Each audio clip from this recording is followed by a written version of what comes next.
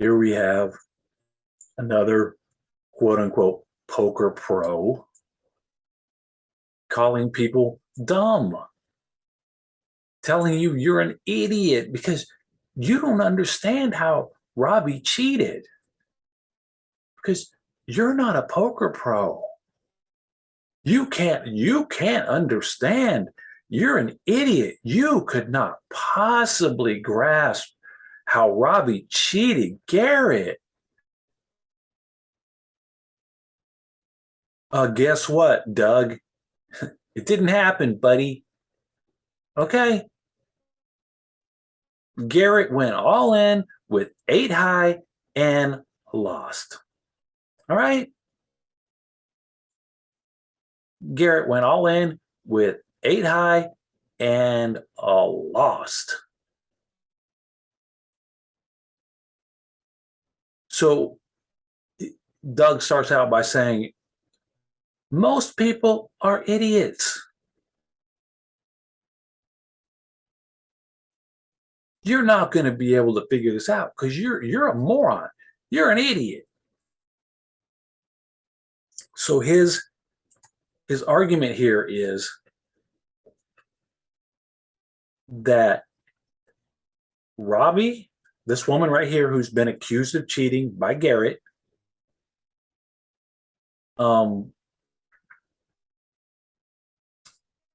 is getting signaled by somebody. Okay. First off, let me reiterate. Garrett has zero proof. None.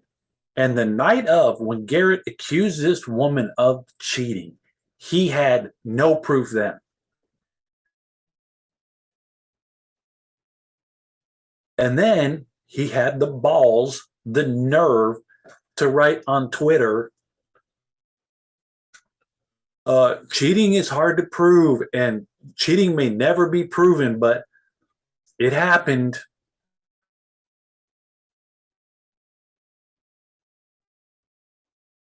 Imagine you go into a courtroom. Judge says, oh, she cheated. Okay, how'd she do it? Well, you see, Judge, people are idiots. People are dumb. They don't understand the game of poker. Therefore, when she called with Jack 4, she cheated. Get out of my courtroom. And then think about how what he's saying.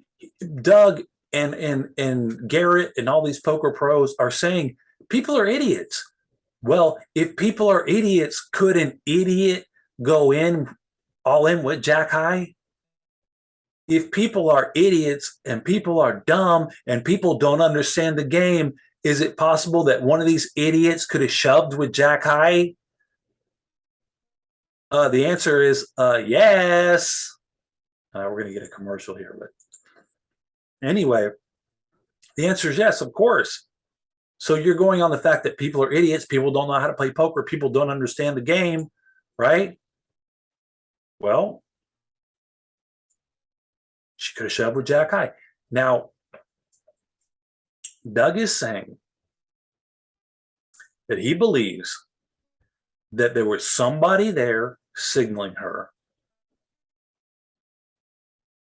She was getting a signal, and then she was acting. So now, not only has Robbi cheated, okay, but there's somebody else that's cheating with her. So it gets more and more and more. You have to keep adding layers onto the conspiracy because there is no conspiracy. But you have to make all this stuff up to justify Garrett accusing her of cheating because he shoved with 8 high.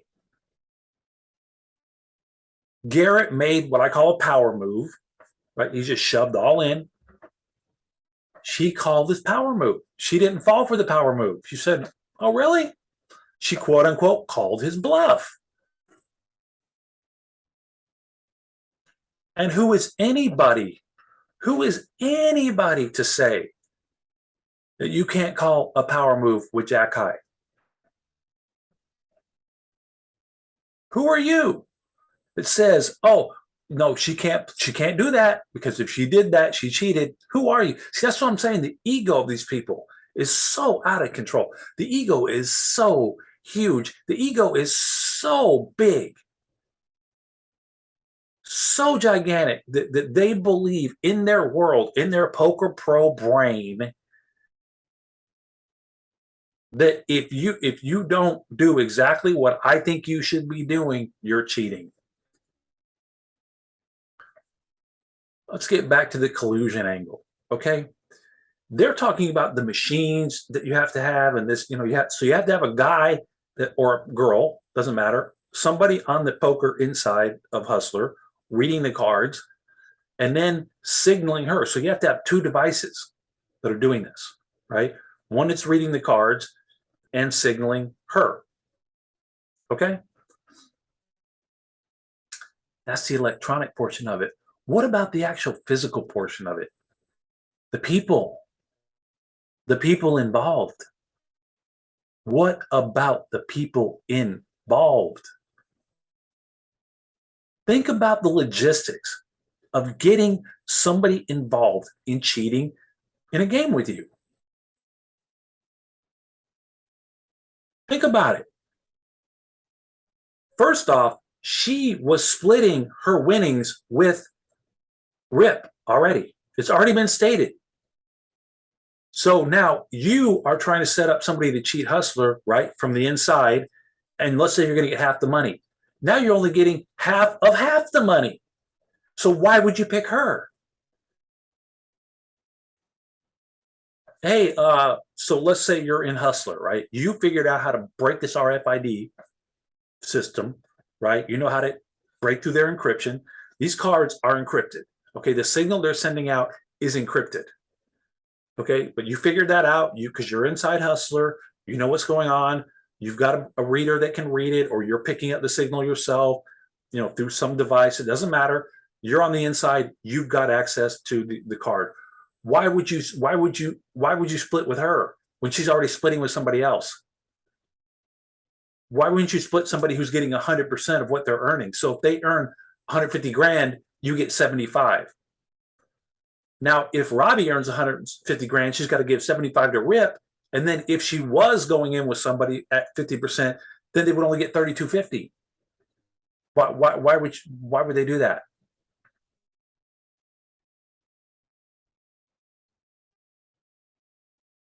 Why would you, as somebody who's risking everything, being inside? And that's another thing. If you're inside Hustler, you're working for Hustler, you're making money with Hustler, you've got Ryan and Nick as your boss, you got an easy job, you stream 5 hours a night, you go home, you make money, you plan on doing this for years. Why would you even risk any of that to play with somebody? And you're not even getting half of the whole money, you're getting half of half the money. So you're risking your future, you're risking future employment, you're risking prosecution, you're risking disgrace, you're risking getting your ass beat, you're risking never being involved in the poker world or in almost anything again where somebody knows about you being a cheat and backstabbing the people you work for. And you're going to do that for half of half? Come on, man. And then let's say you are inside, you got to talk her into doing it. You got to talk Robbi into cheating. This woman worked for a major corporation, Bayer, for years, right? She has a husband who's a lawyer. Okay. Does she look like the kind of woman that needs to cheat to make money in this world? Does this woman look to you like the kind of woman that needs to cheat to get money from men?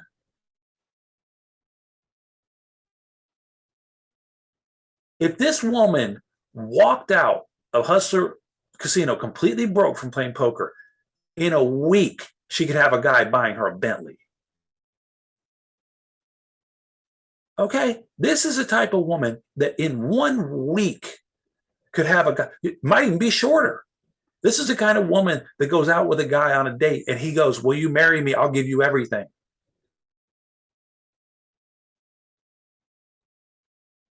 This is the kind of woman, she doesn't need to cheat you out of your money. She doesn't need to cheat any man out of money. Men give this woman money. Okay? And let's say you're a hustler and you're trying to get her to cheat with you, right? Hey, look, I'll give you a receiver. I'll give you this. I'll give you that. Her husband's a lawyer. She knows the ramifications and the legalities and the idea that, hey, that's not ethical, man. That's not correct. That's not the right thing to do, man. That's just with her husband being a lawyer, with her being a human being. Most people will go, look, dude, I don't want to do that. She would have to be the kind of person who go, yeah, let's cheat Hustler. Yeah, let's cheat Andy. Let's cheat Garrett. Let's cheat all these guys. Let's cheat them. No, she wanted to beat them. She wanted to show up in the card game and beat them. She didn't want to cheat them, Doug. And at the end of this video, the other thing is Doug points out that her chair is vibrating. You know, her chair is moving. Here's the proof her chair is moving. Now imagine this. I don't think this is the scene right here, but imagine that you are a cheating hustler, right? You're cheating hustler, okay? Are you going to have a device that's so strong that your whole chair moves?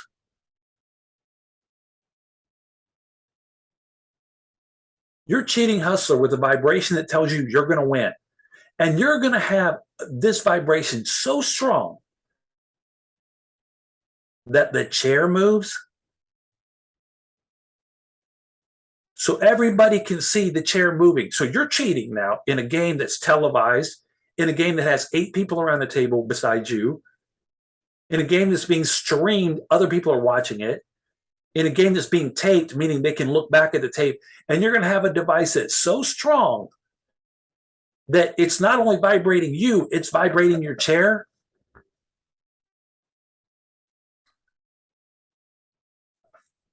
Yeah, I haven't rigged one of these cheating systems up, but let me tell you something. If I'm rigging up one of these cheating systems, okay, nobody on the table is going to know the signal's being received by whoever is receiving it.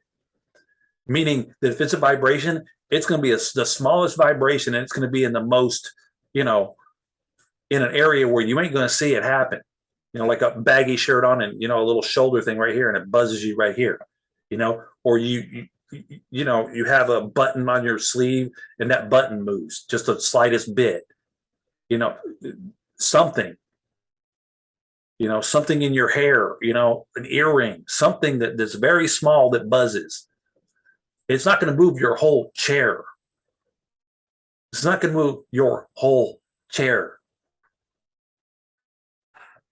And somebody has said, oh, this ring, she's got a ring on her finger. Well, her husband already said the ring is a 13-karat ruby. It's not some kind of rigged ring. It's a 13-karat ruby, and he named the jeweler that it came from. Like I said, this woman does not need to cheat you to get your money. Doug. This woman doesn't have to cheat you to get your money, Doug. Garrett, Garrett's an idiot. Garrett shoves with 8 high. Once again, everybody's criticizing her play, but nobody's saying, oh, by the way, Garrett, you made a bluff, right? You lied to her by saying, you know, you want to talk about the nuance of the game? When you make a certain bet, you're saying something with that. And he was saying, I'm willing to put all my chips on the line because my hand's so good. My hand's so good. I'm betting all my money against you. A bluff is a lie. A bluff, you're lying about your hand. You're saying my hand is so good, you can't beat me. Look, here's all my chips, right? That's what a bluff is. A bluff is another word for a lie. He's lying. He's not telling the truth. He's bluffing. So Garrett bluffed with 8 high. Okay. And what? He's not suspect. His play's not suspect. Nobody's going to go, oh, by the way, Garrett did not have a made. Hey, poker pros, here's some poker pro talk for you. He didn't have a made hand. He was on a draw. Some poker talk for you. He didn't have a made hand. He was on a draw. Meaning what? He had 8 high. He had 8 high. He bet all his chips with 8 high. Now, from his angle, how many hands beat him? A pair of 2s, a pair of 3s, pocket 4s, pocket 5s, pocket 6s, pocket 7s, pocket. Dude, there are probably 13, 14 hands that beat him. Ace anything beats him. King anything beats him. Queen anything beats him. Jack anything beats him. 10 beats him. A 9 beats him. A pair of 8s beats him. How many hands is he losing to here when he shoves? A whole bunch. A whole bunch of hands. And she had one of the hands he's losing to.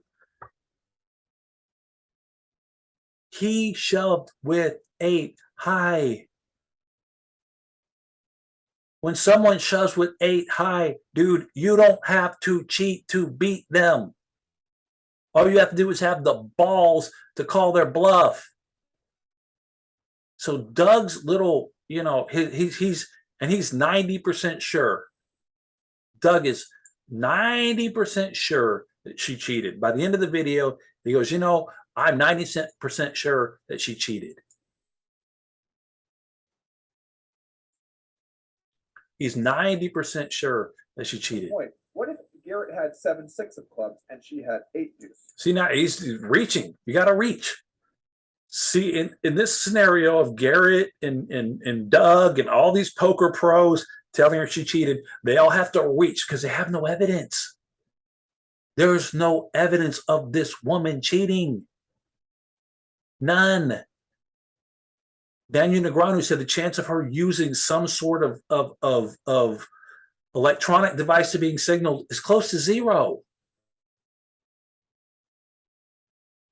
But these guys are having to reach to get her to make her into a cheater. Why? Because Garrett shoved with 8 high. As the woman said, get over it. You shoved with 8 high. Somebody had the balls to call you. And you lost. That's what happened. There's no conspiracy here. There's no electronic devices being used. There's no collusion. There's no cheating. Garrett shoved with 8 high.